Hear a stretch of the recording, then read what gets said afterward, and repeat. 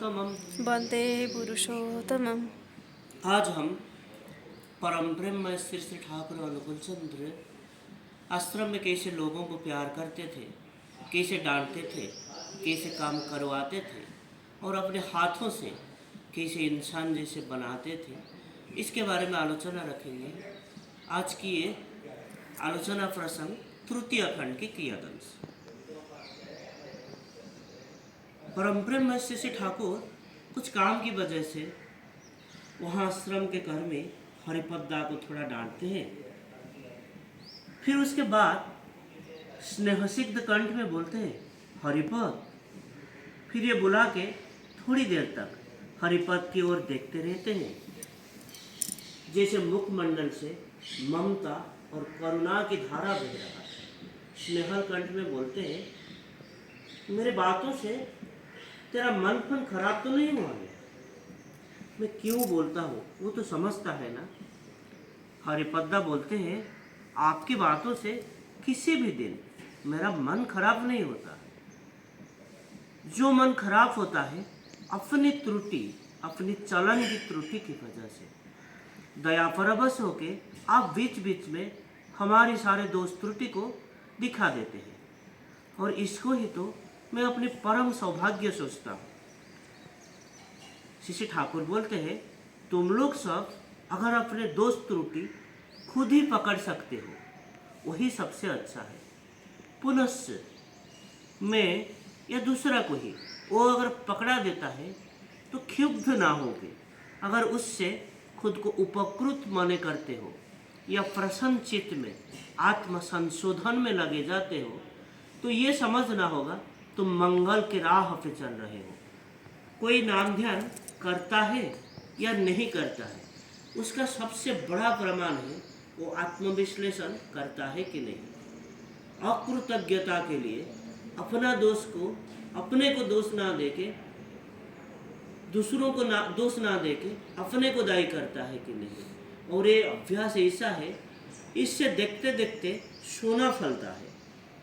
ऐसे लोग की साहचर्य से बहुत लोग उपकृत होते हैं। देखो, तुम और मैं दुनिया के कुछ नहीं कर पाएंगे। सोचो, तुम्हारे 5 लड़के हैं और तुम उनके लिए अगर एक सोने का पहाड़ भी रख लेते हो, लेकिन उन लोगों के चरित्र और योग्यता अगर नहीं रहता तो सोने के पहाड़ को वो खत्म कर देने के लिए उनको ज़्यादा दिन नहीं लगेगा।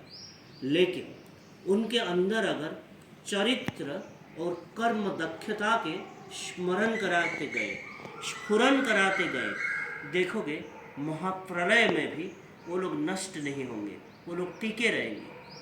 कोई भी परिस्थिति, कोई भी हालात से भी जापानी खिलौना जैसे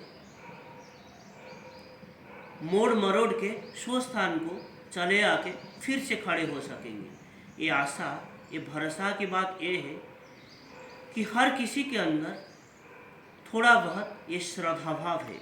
ये श्रद्धा देव चरित्र देखते ही मनुष्य के अंतर्निहित श्रद्धा के एक सद्गति होता है और इसके जरिए मनुष्य के चरित्र अर्जन होता है। इसीलिए मैं कहता हूँ, तुम लोगों के चरित्र श्रद्धामय होगा, श्रद्धा होगा, उससे तुम लोगों के मंगल है, दुनिया के मंगल है।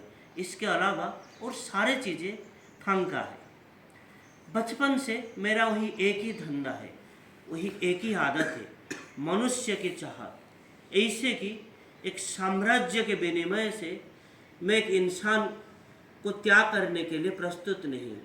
फिर एक मनुष्य को मनुष्य जैसे बनाने के लिए एक साम्राज्य भी अगर शून्य हो जाता है तो भी मैं कुंठित नहीं हूँ। ये मनुष्य शरीर ये चिरस्थायी नहीं है। वो इच्छा करता है कि शरीर लेके अनंत काल तक जिंदा रहने के लिए जो भी हो। मैं जब तक हूँ, मैं अगर ये देख के जा सकता हूँ कि तुम में से कुछ लोग मनुष्य जैसे मनुष्य बने हो, और ऐसे मनुष्य जो प्रवृत्ति द्वारा काबू नहीं होगा, धर्म, इष्ट, पुष्टि, जिन लोगों के जीवन हाड़, अस्थि या मांस, वो फिर प्रवृत्ति उनको काबू नहीं कर पाएगा और उनको लेके मैं जीवन को सार्थक समझूंगा।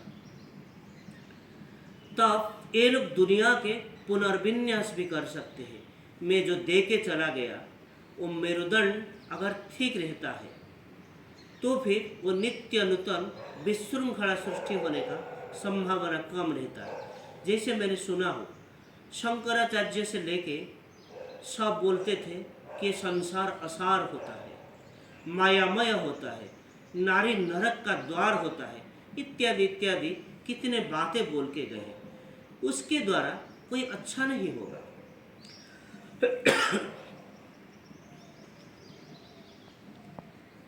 इष्ट के द्वारा ये जो संसार असार वो मायामय निश्चय है। इष्ट के अलावा ये तो संसार असार है, मायामय है। लेकिन जो संसार में हमें वो जिंदा रहने के लिए दिए हैं, जहाँ हम जिंदा रहना चाहते हैं, उसको अगर असार ना करके, मायावत करके ना रख के इष्ट के सेवा में नियोजित करते हैं, उसको अगर सार बना देते हैं तो कैसा होगा। माया मुक्त क्यों करना चाहिए? और ये माया मुक्त होने का मतलब मैं समझता हूँ माया को सीमित करके ना रखना। सोचो, तुम्हारे पुत्र के लिए असरंती ममता है, कोई क्षति नहीं, लेकिन वो ममता सिर्फ वही संतान के अंदर सीमायित ना रहे, उसको व्याप्त करना होगा इस बृहत विश्व के हर एक की संतान के लिए। और एक दिन देखोगे वही ममता विस्तार लाभ करके तृण, लता, पशु, पक्षी, स्थावर, जंगम सबको आलिंगन करेगा। एक लोहे को भी देख के मुझे चुम्मा देने का मन करता है, जैसे मैंने अपने बच्चों के गाल में चुम्मा देने की इच्छा होता है। और ये परिणति के लिए जरूरत होता है इष्ट के साथ संगति, इष्ट के साथ सूत्र। तुम्हारे पुत्र अगर इष्ट के लिए होता है और पुत्र स्नेह अगर इष्ट के लिए होता है, तब वही इष्टानुराग के एरोप्लेन चढ़ के तुम्हारे पुत्र स्नेह ये विश्व परिक्रमा में ना निकल के रह नहीं पाएगा, क्योंकि उनके ही तो सब कुछ है। फिर नारी को नरक के द्वार कह के क्यों रखना होगा, ऐसे बना के क्यों रखना होगा? वो होता है माँ, वो होता है सहधर्मिणी, वो होता है धात्री, वो होता है पात्री, वो होती है बुद्धिदात्री। नारी अपने स्वामी के वंशानुक्रमिक शुभ संपद सारे मूर्त करता है अपने गर्भजात संतान के अंदर।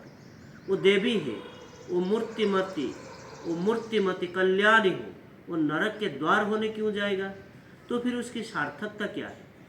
फिर भी ऐसे बातों के अंदर मुझे लगता है कुछ अभिभूति या अवशेषण प्रस्तुत है। अवश्य मूल प्रवक्ता किस प्रसंग में या किस उद्देश्य में बात बोलेंगे वो ना समझ के उसके बारे में कोई एक राय देना वो भी समीचीन नहीं है। वो शायद ये कहना चाहते हैं, नारी को पुरुष जहाँ सिर्फ भोग के ईंधन के रूप से व्यवहार करता है, नारी वहाँ नरक के द्वार हो उठता है। वो बात भी ठीक है, लेकिन ये आबनॉर्मल या अस्वाभाविक चीज के ऊपर हम इतना जोर क्यों देने जाते हैं? ऋषि महापुरुष के देश में हम तो श्री भगवान के बानी जानते हैं, धर्म विरुद्ध भूतेषु कामोधस्य में भरत सर्व। धर्म के अवरुद्ध जो काम वही काम तो स्वयं वो अनिश्वर नहीं है। धर्म के अविरुद्ध जो काम वो काम तो वही स्वयं है, वो अनिश्वर नहीं है।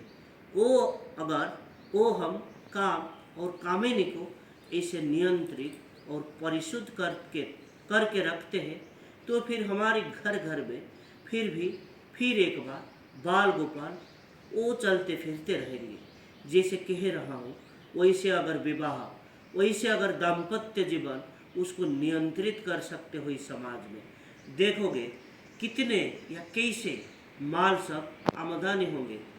ये बाबा सब विज्ञान है और इसके अंदर आजे बाजे कुछ चीज़ नहीं है। आज के लिए इतना ही। वंदे पुरुषोत्तमम्। वन्दे पुरुषोत्तमम्। जय।